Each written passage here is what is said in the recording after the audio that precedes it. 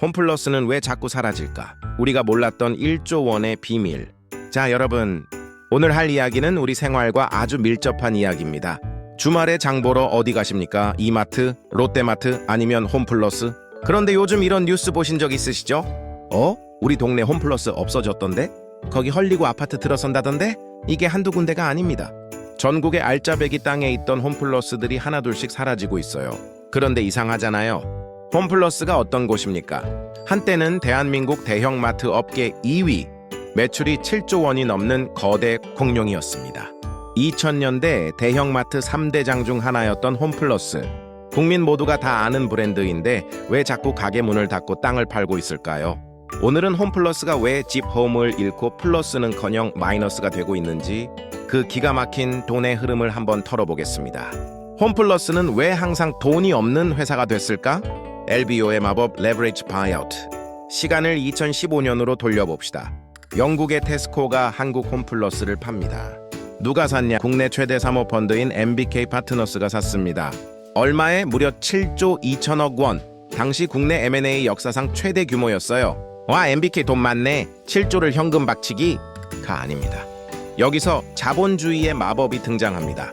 바로 LBO Leveraged Buyout 차입 매수입니다. 쉽게 말해서 이런 거예요. 제가 10억짜리 아파트를 사는데 내 돈은 3억만 내고 나머지 7억은 이 아파트를 담보로 대출을 받는 겁니다. 근데 회사는 좀 다릅니다. 내가 살 이 회사가 앞으로 벌 돈으로 빚 갚을게요 하고 돈을 빌리는 거죠. MBK는 7조 2천억 중 약 4조 3천억 원을 빚으로 땡겼습니다. 문제는 이 빚의 이자를 누가 갚냐? MBK가 아니라 인수당한 홈플러스가 갚아야 합니다. 자, 홈플러스 입장에선 황당하죠. 나 열심히 장사해서 돈 벌었는데 이 돈이 다 어디로 가요? 너 살 때 빌린 빚 이자 갚으러 가. 매년 수천억 원이 이자로 나갑니다. 장사를 아무리 잘해도 통장에 남는 돈이 없는 구조가 세팅된 겁니다. 핵심은 홈플러스는 빚으로 산 회사라는 겁니다. 홈플러스 인수 구조의 핵심을 쉽게 정리해 볼까요? 새 주인 내 돈은 최소한으로, 대신 홈플러스 이름으로 대출, 홈플러스가 벌어서 이자 갚기. 이 순간부터 홈플러스는 장사 잘하는 회사가 아니라 빚 갚는 회사가 됩니다. 돈의 흐름이 바뀐 겁니다. 원래 유통회사 돈은 이렇게 써야 하거든요. 매장을 시기별로 계속 리뉴얼하고 물류 투자로 경쟁력을 강화시켜야 합니다. 그런데 홈플러스 돈은 열심히 팔아서 매출 일으켜요? 그 돈으로 이자도 내야지, 원금도 갚아야지. 아니, 장사해서 번 돈이 다 어디 갔냐고요? 은행으로 갔습니다. 왜 계속 점포를 팔았을까? 살기 위한 매각인가, 엑시트를 위한 매각인가? 이자가 너무 많이 나가니까 회사가 힘듭니다. 그럼 어떻게 해야 합니까? 돈을 만들어야죠. 가장 쉬운 방법이 뭡니까? 집을 팔자. 홈플러스는 원래 부동산 부자였어요. 목 좋은 곳에 자기 땅, 자기 건물을 갖고 있었죠. 홈플러스의 진짜 자산은 마트가 아니라 부동산이거든요. 역세권, 대로변, 대형 부지, 팔면 한 방에 수천억 나옵니다. 이걸 팝니다. 팔아서 현금을 챙기고 빚을 갚아요. 그런데 마트 영업은 해야 하잖아요. 세일 앤 리스백 매각 후 재임대, 세일 앤 리스백 방식을 선택합니다. 점포를 매각한 뒤 일부 공간을 다시 임차해 영업하는 전략으로 자산 유동화와 경영난 극복을 동시에 노린 조치죠. 이 방식을 사용한 후 점포수 변화를 알아볼까요? 2015년 MBK 파트너스 인수 이후 10년간 16개 점포가 폐점됐고 2025년 기준 전체 점포의 절반 이상이 매각 후 재임대 중입니다. 최근 운영 현황은 2025년 12월 기준 전국 임대 매장 68곳 중 15곳이 폐점 예정이나 재임대 방식으로 운영되는 11곳은 계속 영업이 유지됩니다. 건물을 팔고 그 건물 주인한테 월세를 내면서 장사를 계속하는 거죠. 자, 여기서 문제가 터집니다. 옛날엔 내 집이라 월세가 안 나갔는데 이제는 매달 어마어마한 월세가 나갑니다. 고정비가 확 늘어나요. 빚 갚으려고 집을 팔았는데 월세 내느라 또 돈이 없네? 이게 반복되니까 결국 알짜 점포 매출 잘 나오는 곳을 아예 폐점하고 땅을 넘겨버립니다. 왜? 땅값이 비싸니까 팔면 목돈이 되거든요. 안산점, 가양점 등. 여러분, 마트가 점포를 줄인다는 건 무슨 뜻입니까? 물건을 팔 곳이 없어진다. 즉, 매출 자체가 쪼그라든다는 겁니다. 살기 위해 팔았는데 팔수록 약해지는 악순환에 빠진 거죠. 문제는 뭐냐? 이게 응급처치라는 겁니다. 땅 팔면 당장은 산다. 하지만 매장 줄어든다. 매출 감소, 경쟁력 하락, 살기 위해 팔았는데 팔수록 더 약해진다. 이게 홈플러스의 현실입니다. 이게 홈플러스만의 문제일까? 구조적 붕괴와 공포?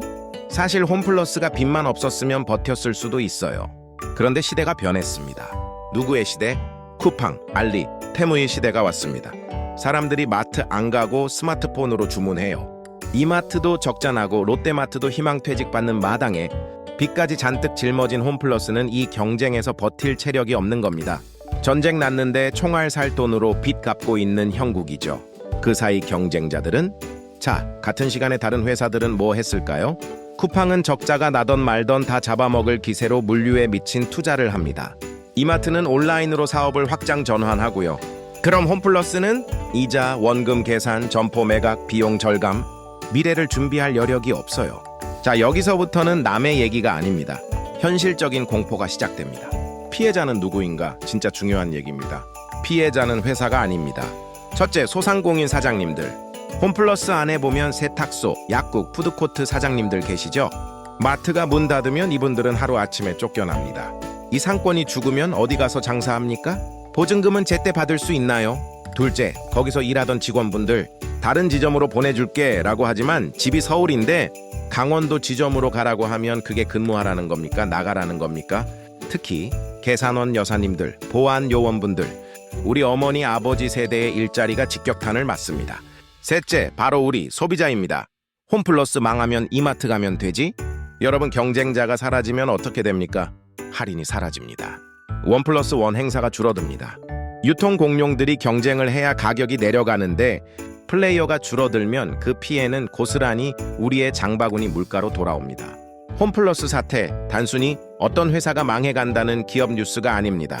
사모펀드의 금융기업이 실물 경제와 만났을 때 생기는 부작용, 그리고 오프라인 유통의 몰락이 가져올 우리 삶의 변화를 보여주는 아주 상징적인 사건입니다. 과연 홈플러스는 이 위기를 딛고 다시 국민마트가 될 수 있을까요? 아니면 역사 속으로 사라지게 될까요? 홈플러스는요, 갑자기 망한 회사도 아니고 장사를 못한 회사도 아닙니다. 돈의 흐름이 잘못 설계된 회사였어요. 여러분들 생각은 어떠십니까? 오늘 이야기는 여기까지입니다. 여러분의 구독과 좋아요는 큰 힘이 됩니다. 감사합니다.